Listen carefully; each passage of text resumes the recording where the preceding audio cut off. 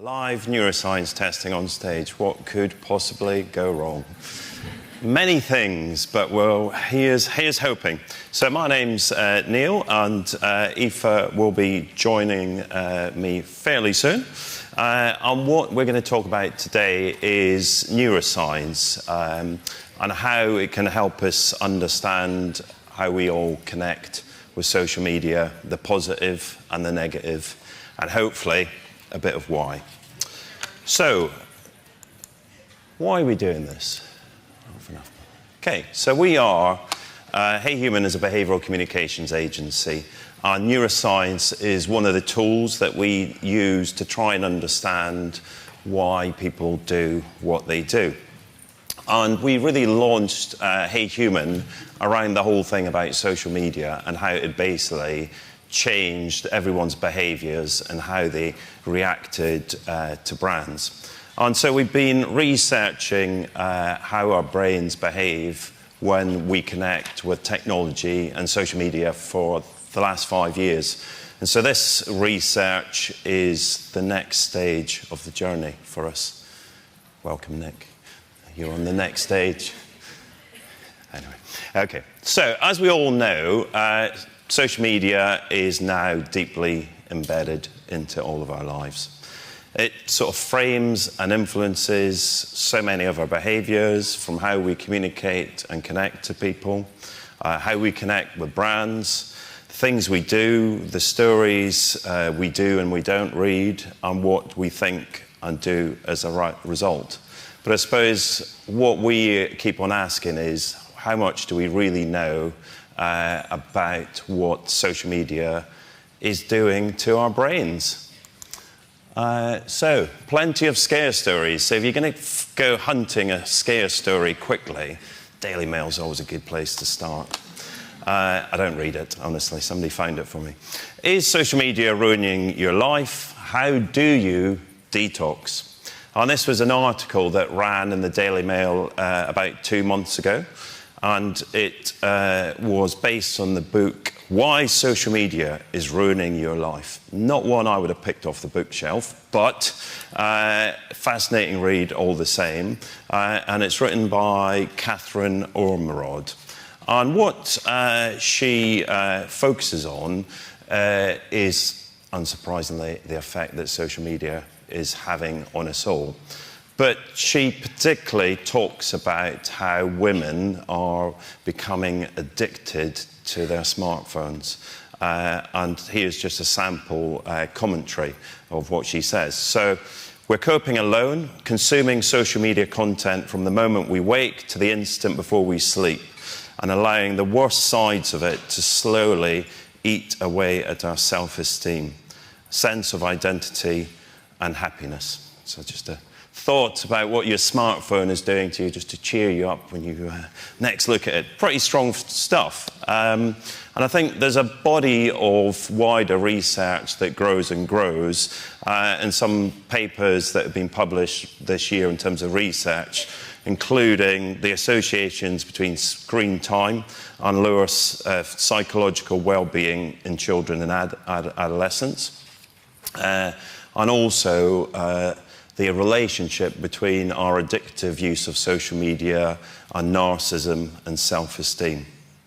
So another interesting study, and trust me, it's more interesting than the chart. The charts get better after this point. This is a kind of low point, but it does get better. So this study looked at the decreases in psychological well-being amongst American adolescents, and how that's kind of happened as smartphone technology's risen and the amount of screen time they consume has risen as well. And it showed a negative correlation between happiness and social media. And that was something we covered a couple of months ago at a Hey Human event, where we looked at social media and its effect on our mental health. I think the one thing I would say is that at that event, a lot of people did talk about the flip side, which is, social media had actually helped people come through mental health issues and find sort of like-minded people who offered empathy, support, advice, and let them have a voice. So not all bad. But on the flip side, what is it about social media that makes it so addictive? So Harvard scientists have actually demonstrated that sharing personal information on social media activates the reward systems in our brain in the same way that food and sex do. So, what are the elements of social that make them the appropriate triggers for this dopamine release? And we didn't do all this research to just find out that it's puppies and cats. So there will be more learnings than that. But, you know, why does it work so well in our brains? I think the first point is content meets our brain's need for instant gratification. It also constantly offers anticipation of a reward. And also, crucially, it delivers small pieces of information. So our dopamine system is actually most powerfully stimulated when this information comes in modest sort of bursts. So it's not quite enough to satisfy our brain entirely. So it keeps on wanting more. So likes or small tweets are a perfect example. But the other point is just by being unpredictable. Yet again, is incredibly connective. So the posting and reading, receiving of content can trigger this release of little blips of dopamine. So it not only encourages the activity and makes it rewarding, but it actually makes it compulsive. So, with all of this in mind, we set out to understand what's really happening beyond that by using neuroscience to lift the lid further on social. And we spoke at Social Media Week 2 years ago. And we talked about how brands needed to be brain kind to all of us in social media, because basically we're all overloaded. So the smart brands will give the short mental shortcuts to help people consume information. And so the brands that will win will focus on people's behaviors, give them the relationships they want with brands on social, and just make it easy to engage with their communications. Which brings us to our sort of latest phase of research. So prior to this, we got participants to download a tracking app, and we looked at their social media behavior on their smartphones. And Instagram was the most used social app, followed by WhatsApp and Facebook, and that was probably not surprising, as the sort of mean age of our participants was 24. And we found that amongst our participants, they spent around 4 hours a day on their phone. Interestingly, females spent 45% more time on their phones than males, which might explain, going back to our original point, why it could be more addictive for women in this case. So then what we did is we looked at people's brain activity in response to this social media content and try to understand what its cognitive effect is. And we looked at people's cortical activity in their brains and then correlated that with different states of cognition and emotion. So we specifically looked at 3 areas: motivation, which is basically how negative or positive people reacted to content; high engagement, how captivated people were by the content; and cognitive load, so how overloaded or not people were when they consumed content, which basically means how hard is your brain having to work to consume that content. So Aoife's now going to demonstrate the tech on stage with Nick and take you through the results. Cool. So hi, everyone. Don't know if my mic is on. Yes, it is. Cool. So before we take you through the findings from our research, we just wanted to kind of demonstrate what this brain recording equipment looks like. Hands up, anyone here who's actually participated in an EEG experiment before or have seen it in action? Anybody? Okay, we have like 2 or 3. So yeah, this technology is still quite new for this area. So luckily we have Nick here today who has volunteered to be on stage. And Nick is wearing a headband at the moment. And that headband has 9 different electrodes. And each of these electrodes is measuring the electrical activity of his brain. So through different patterns of electrical activity, we can then correlate this with different states of emotion and cognition. And this is based on 30 years of research through various academic studies with a lot more electrodes. And over time, they've been able to simplify this down into just 9 electrodes into the core areas of perception and attention, which is most relevant to communication. So now I'm going to switch to a live viewing of his brain at the moment. This information is being sent by Bluetooth from the headpiece to the screen. So first of all, we can see that he's alive, which is good. The first top bar is high engagement, so he's quite excited to be on stage. There is a little bit of low engagement, but I'm sure that's not me. Also, cognitive load. This is really measuring how maxed he is in any particular moment. So these are the 3 metrics we will focus on. So now what we're going to do, we're going to switch back to some of the content. And what I'm going to do next is show 2 various different pieces of content. And what we're going to do is have Nick look at them, and then I'm going to show you afterwards his brain response to these bits of content.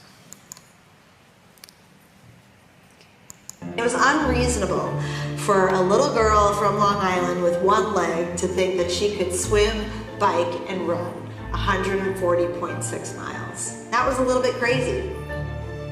If someone said to me, like, look, we can give you your leg back, I don't think I would take it. I think the life that I've led on 1 leg is far more exciting than I ever would have lived with 2 normal legs.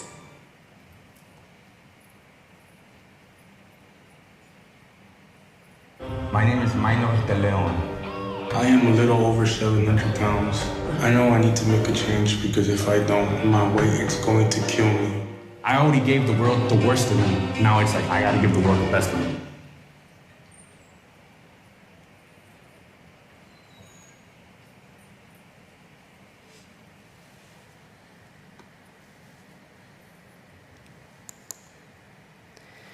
Okay, so next we're going to look at Nick's response to this content. For a little girl from Long Island with 1 leg to think that she could swim, bike, and run 140.6 miles. That was a little bit crazy. So here we can see in real time, from what he just watched, the 3 different metrics. So we see the top bar here is measuring his positive and negative emotion. Middle, we have high engagement, and the bottom represents how cognitive loaded he was in response to that contact. Okay, so now we're going to switch to a different piece of content.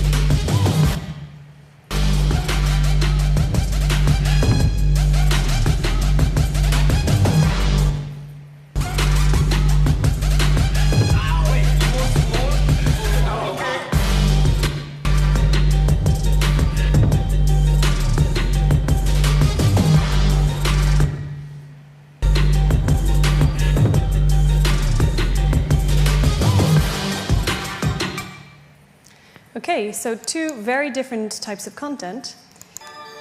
And so when we analysed this, we saw that the second piece of content by Adidas had a lot higher engagement. And this is maybe not surprising given the high-paced tempo of it and a lot of kind of quick scene changes involved. However, we found that Nike's more human-led story led to more positive emotion. So again, this kind of starts to show how we can use neuroscience to really peel back how people are reacting to content. And with 3 simple metrics, we can get a better understanding of how people are really feeling during that. Okay, so thank you very much, Nick, for being on stage. A round of applause for Nick.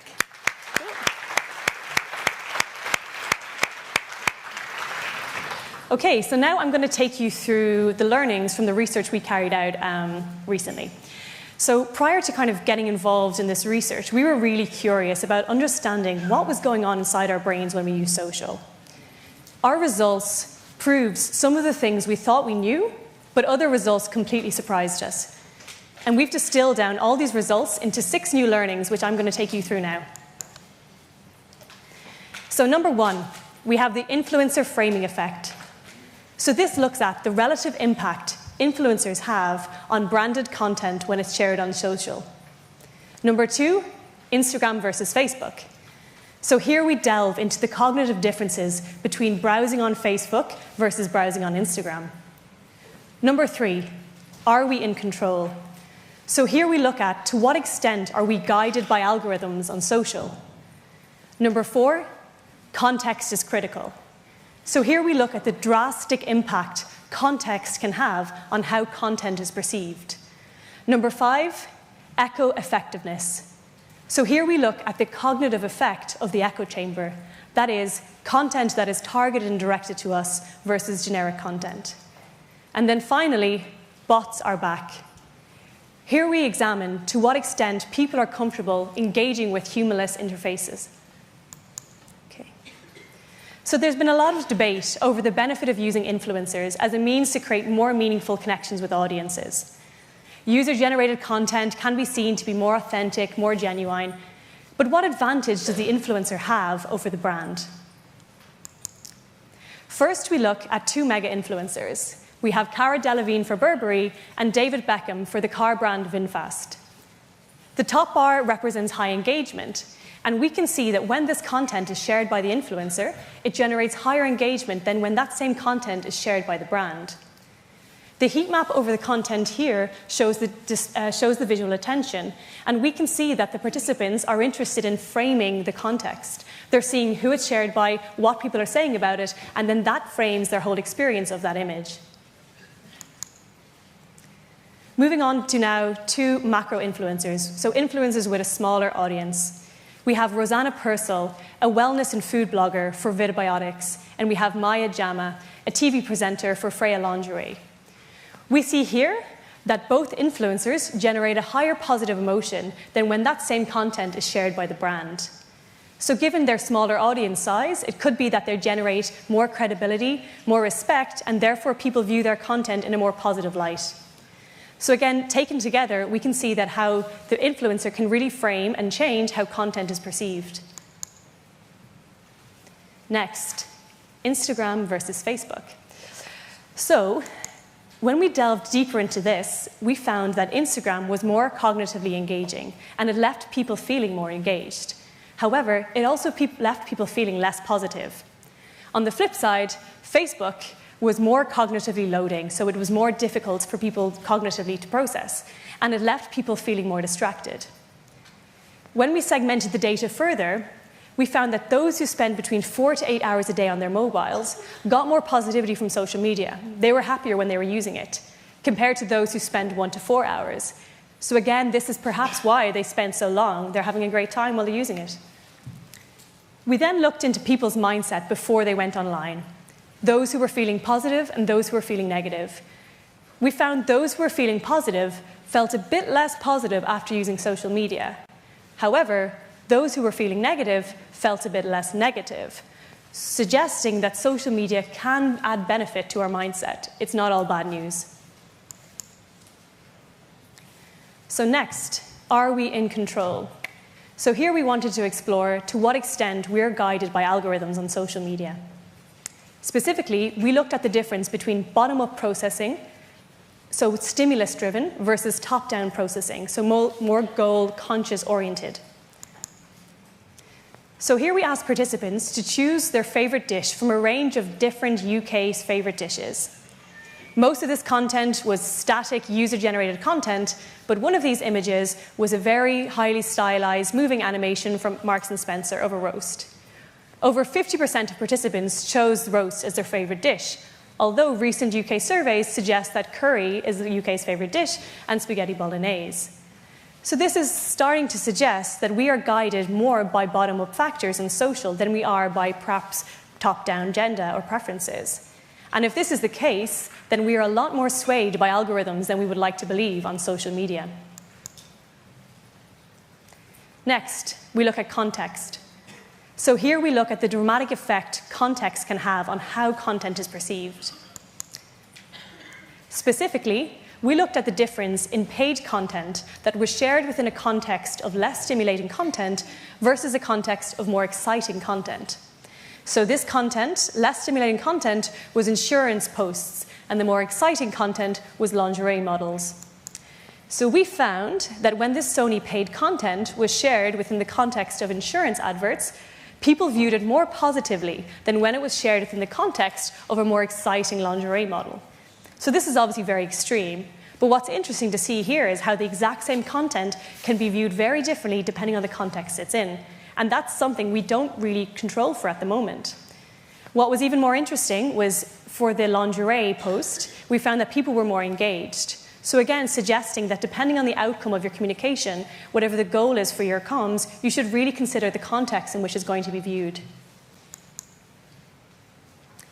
Next, we looked at echo effectiveness. So the effect of which the echo chamber is having on us cognitively. So to what extent does content that is targeted to us based on our previous behavior interact with us compared to content that is generic and it does not speak to us? So we compared the cognitive experience of browsing through your Instagram feed and your own personal Facebook feed to that of someone else's, to a complete stranger. And I guess not surprisingly, we found that people were more engaged and more positive with content that was directed to us. So I guess as most of us kind of wince at some of these ads following us around online, the reality seems to be that targeting works. So finally, bots are back. So here we compared the cognitive experience to chatting to a friend on Facebook Messenger versus chatting to a bot. The bot we chose here was Woebot. I don't know if anyone has heard of it before. Show of hands if anyone has heard of Woebot. Okay, a couple of people, that's good. So Woebot is a support bot on Messenger that anyone is free to talk to. You can add it now if you fancy having a chat. And it's based on cognitive behavioral therapy, or CBT.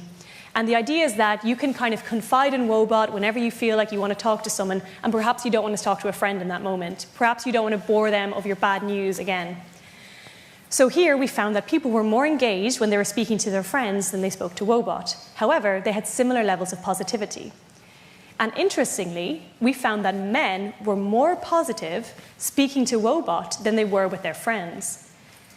And I think here, this kind of speaks to a broader piece on the difficulty men find sometimes in opening up and sharing their problems. And perhaps in a non-judgmental environment like this, it was less difficult to do so. And I guess this kind of harks back to a broader point about the potential usefulness of AI-driven technology.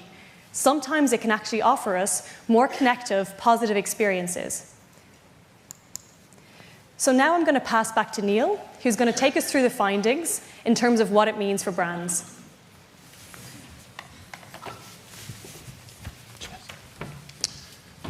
So I doubt any of you will be posting, "Hey human, discovered that men don't like talking to people. They prefer talking to inanimate things." Suspected that all along. Okay, so what does it mean for brands? So I think what we've thought about is, what are the headline implications if you are a brand on social media? So we started by talking about the much debated area of influencers, and we talked about the influencer framing effect. And I think it's really interesting to see that using different types of influencers can lead to different types of higher engagement and more positive social emotion in terms of social posts. And I think it means brands can be much more mindful when you think about the typology of influencer you use in terms of where they are on the scale. So brands could consider mega influencers for engagement and macro influencers for positive appraisal.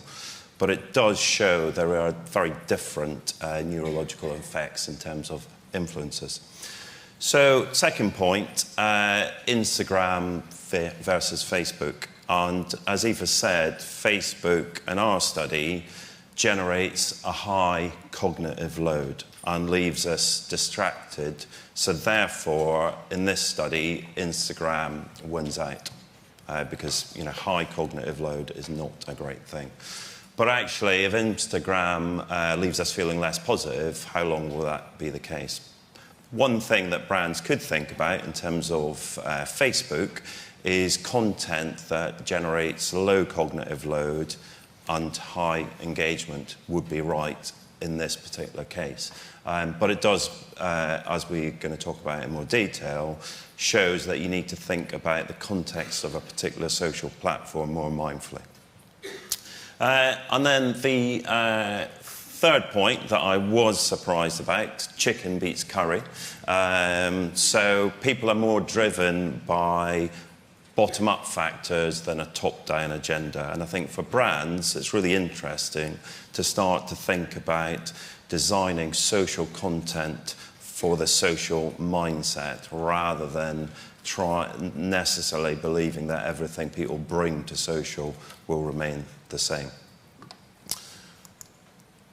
Fourth point was context, and many people have said it, context is critical, but I think this helps us understand the why. So context definitely had a dramatic impact on social content, and I think brands need to think about the levels of control that they don't really have massively at the minute in terms of how context is chosen, and actually what that might mean in terms of the effectiveness of content, but also what your measurement KPIs should be as a result. And then eco-effectiveness, another thing that goes around social media all the time. People are more positive and engaged with content that is targeted at them, however annoying they might think it is, rather than generic content. So at a general level, brands should continue with targeting. However, I would also say in the context of the other 5 factors that we're talking about.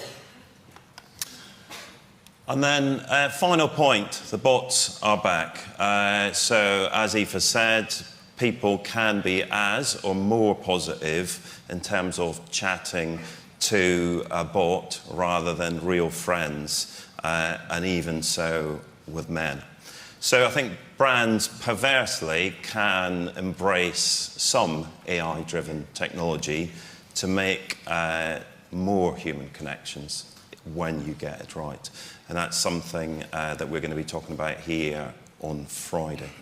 So hopefully those 6 conclusions and implications for brands are stimulating, thought-provoking, and might even generate some questions that Aoife is going to gamefully handle on the tablet. Thank you.